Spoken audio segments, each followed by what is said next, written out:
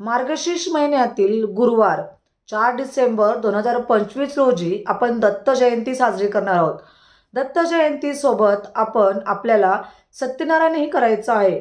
उद्या गुरुवार असल्यामुळे मार्गशीर्ष महिन्यातील गुरुवार, दत्त जयंती आणि पौर्णिमा एकाच दिवशी आलेल्या आहेत. आपल्याला दत्त जयंतीही साजरी करायची आहे. दत्त जयंतीच्या दिवशी तुम्ही महाराजांच्या सेवा करणार असणार. महाराजांची भरपूरून सेवा दत्त जयंतीला सप्ताह काळात तुम्ही भरपूर सेवा केलेल्या असतील. पण ह्या सेवेंसोबतच आपल्याला सत्यनारायणची ही सेवा करायची आहे. ज्या घरामध्ये सत्यनारायण केलं जातं त्या घरामध्ये किंवा विष्णू भगवानांची सेवा केली जाते त्या घरामध्ये कोणत्याही गोष्टीची कमी पडत नसते. म्हणून माझ्या सगळ्या महिलांना, ज्या कोणी सेवा करणार असतील, मी त्यांना सगळ्यांना आवर्जून सांगते की उद्या तुम्ही दत्त जयंती निमित्ताने सगळ्या सेवा दत्त महाराजांच्या करायच्या आहेतच. 4था अध्याय आपल्याला पठण करायचं आहे. स्वामी चरित्र सारामृत या ग्रंथाचं पठण करायचं आहे. आणि त्याचबरोबर आपल्याला सत्यनारायणची पूजाही आणि विष्णू भगवानांचीही सेवा आपल्याला करायची आहे. ब्रह्मा, विष्णू, महेश या तिन्ही देवतांचा अवतार म्हणून दत्त भगवानांचा जन्म झाला होता.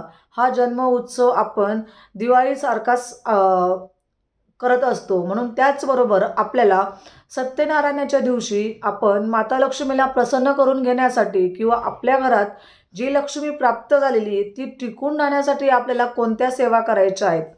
ही पौर्णिमा किंवा या दिवसाची म्हणजे डिसेंबर महिन्यातील मार्गशीर्ष महिन्यातील जी पौर्णिमा असते ती वर्षाची शेवटची पौर्णिमा असते.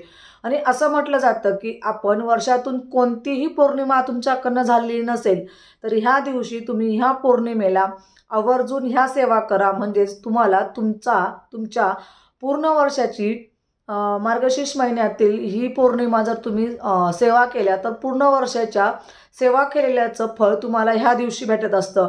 म्हणून मी तुम्हाला ज्या सेवा सांगणार आहे त्या सेवा तुम्ही आवर्जून पौर्णिमेला करा. मी तुम्हाला सांगते महिलांनो, ही शेवटची पौर्णिमा अजिबात लक्ष्मी प्राप्तीसाठी किंवा लक्ष्मी प्रसन्न करून घेण्यासाठी, ही पौर्णिमेला लक्ष्मी प्राप्तीसाठी आपल्याला ह्या सेवा आवर्जून करायच्याच आहेत आणि तुम्हाला कराव्या लागतीलच. कारण की ही वर्षाची शेवटची पौर्णिमा आहे आणि ह्या दिवशी ज्याही सेवा आपण करतो आपल्याला दुःख, अडचणी, नजरदोष, करणीबाधा किंवा तुमच्या घरामध्ये काही गोष्टी खूप अडचणीत असतील तर नक्कीच त्याचं निवारण होणार आहे आणि तुमच्या मनातील सगळ्या इच्छा पूर्ण होणार आहेत.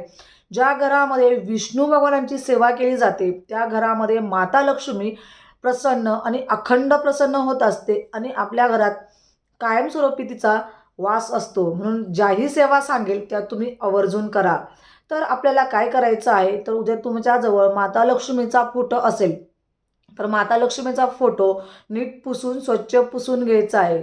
त्याच्यानंतर आपल्याला 16 वेळेस श्रीसूक्तचं पठण करायचं आहे. तुम्हाला शक्य झालं तर तुम्ही श्रीसूक्तचं 16 वेळेस पठण करा. नाही शक्य तर एकदा तरी तुम्ही श्रीसूक्तचं पठण करा. 108 वेळा 99 मंत्र तुम्ही जप करू शकतात. तुमच्या घरामध्ये श्रीयंत्र जर असेल तर श्रीयंत्रावरती आपल्याला कुंकुमार्चन करायचं आहे. ज्या घरामध्ये कुंकुमार्चन केलं जातं सगळ्यात उच्च कोटीची सेवा कुंकुमार्चनची सेवा आहे. म्हणजेच आपल्याला श्रीयंत्रावरती कुंकवाचा अभिषेक करायचा असतो. ज्या घरामध्ये कुंकुमार्चन केलं जातं त्या ठिकाणी माता लक्ष्मी नेहमी वास करत असते.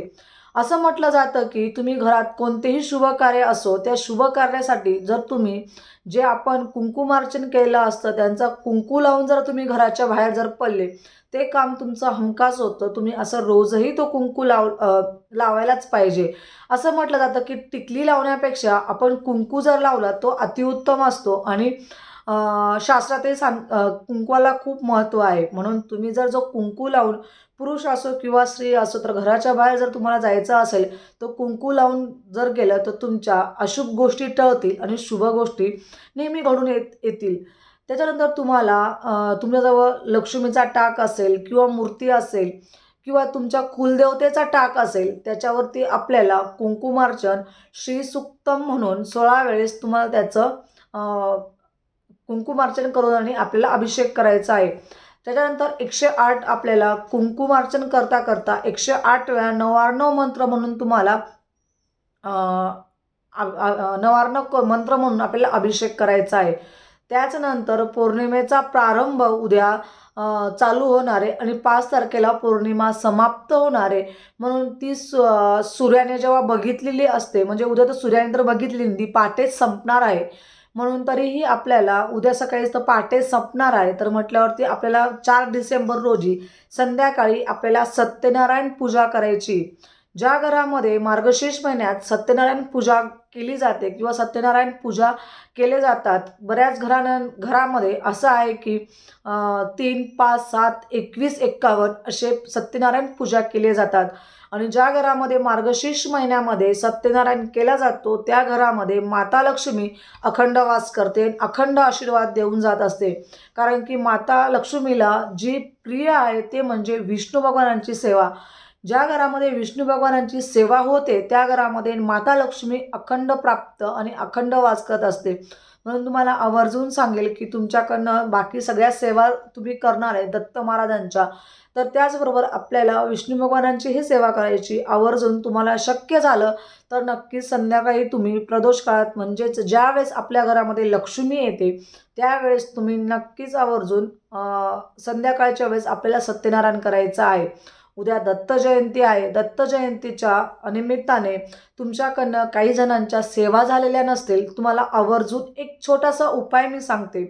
महाराजांची सेवा तुमच्याकडनं उद्या झाल्या नसेल किंवा काही कारणास्तव आपल्याकडनं सेवा झालेल्या नसतात, काहींना सुतक असतं, काहींना मासिक पाळी आलेली असते, अशा काही गोष्टी अडचणी असतात, काही प्रॉब्लेम्स असतात म्हटल्यावरती आपल्याकडनं सेवा झालेल्या नसतील, तर तुम्हाला उद्या दत्त जयंती निमित्ताने तुमच्या अडचणी, दुःख, संकट जे काही असेल ते तुम्ही उद्या दत्त जयंती आहे, दत्त जयंतीच्या निमित्ताने तुम्ही नारळ घ्यायचं, अगरबत्ती घ्यायची, नारळाला तो लाल दोरा म्हणतात, कलवा म्हणतात, तो धागा बांधायचा आणि खडीसाखर घ्यायची आणि महाराजांच्या केंद्रात जाऊन किंवा मठात जाऊन, दत्त महाराजांच्या मठात जाऊन औदुंबराला 11 प्रदक्षिणा आपण पाहिली. कारण की दत्त महाराजांच्या मठाच्या बाहेर किंवा केंद्राच्या बाहेर औदुंबराचं वृक्ष असतं, त्याला 11 प्रदक्षिणा घालायच्या.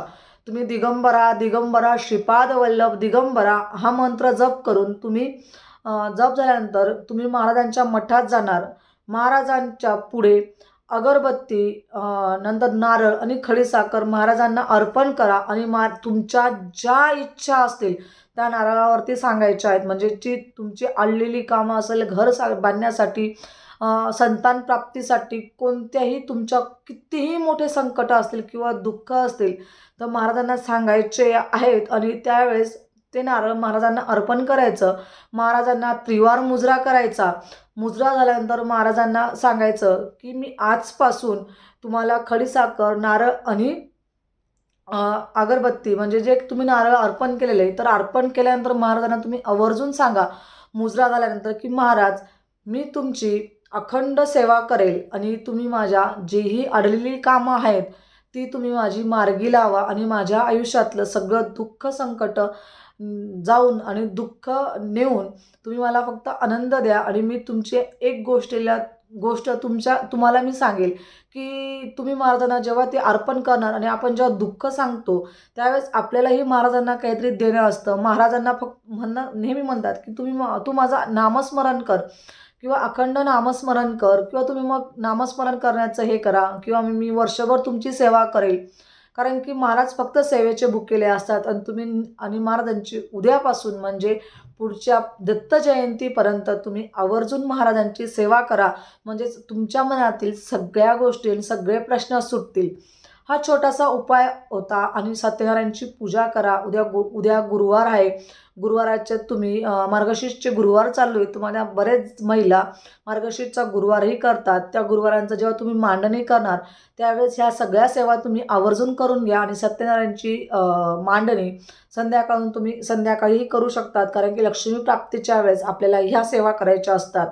आजची सेवा महाराजांच्या चरणी रुजू करते. आजचा व्हिडिओ इथंच संपवते. व्हिडिओ आवडला असेल लाईक, शेअर आणि सबस्क्राईब करायला अजिबात विसरू नका. परत भेटूया अशाच सुंदर व्हिडिओसोबत. तोपर्यंत सर्वांना श्री स्वामी समर्थ. धन्यवाद.